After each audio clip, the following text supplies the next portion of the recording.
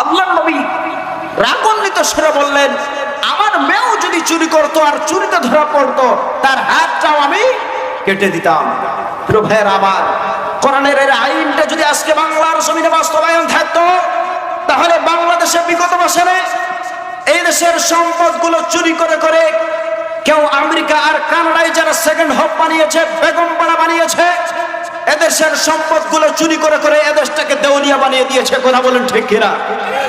কোরআনের আইন যদি বাস্তবায়ন থাকতো, তাহলে বাংলার জমিনে আর কেউ চুরি করার দুঃসাহস করতো না। কথা বলেন ঠিক কিনা? প্রিয় ভাইয়ের আমার, বিগত 52 বছরে আমরা অনেক দেখেছি চুরি হয়েছে, ছিনতাই হয়েছে, সম্পদ লুটপাট হয়েছে, লুণ্ঠন হয়েছে। কোনো কিছুর মাধ্যমে সম্পদ পাচার, সম্পদ চুরি বন্ধ করা যায়নি। কথা বলেন ঠিক কিনা? প্রিয় ভাইয়ের আমার, তার মানে বোঝা যায় চুরি বন্ধ করতে হলে আল্লাহর কোরআনের আইন বাস্তবায়ন ছাড়া এদেশ থেকে চুরি বন্ধ করা সম্ভব না। কথা বলেন ঠিক কিনা? বাংলাদেশে সম্পদ চুরি বন্ধ হোক, এটা আমরা চাই কি চাই না? তাহলে বাংলার জমিনে রাষ্ট্রীয়ভাবে আল্লাহর কোরআন বাস্তবায়ন হোক, চাই কি চাই না? তাহলে আমরা বাংলার জমিনে আল্লাহর বিধান কায়েম করতে, কোরআনের রাজ কায়েম করতে যদি রক্ত দিতে হয়, জীবন দিতে হয়, আল্লাহর জমিনে আল্লাহর খেলাফত কায়েম করার জন্য কারা কারা রাজি আছে? দুই হাত তুলে আল্লাহর দেখায় দেন।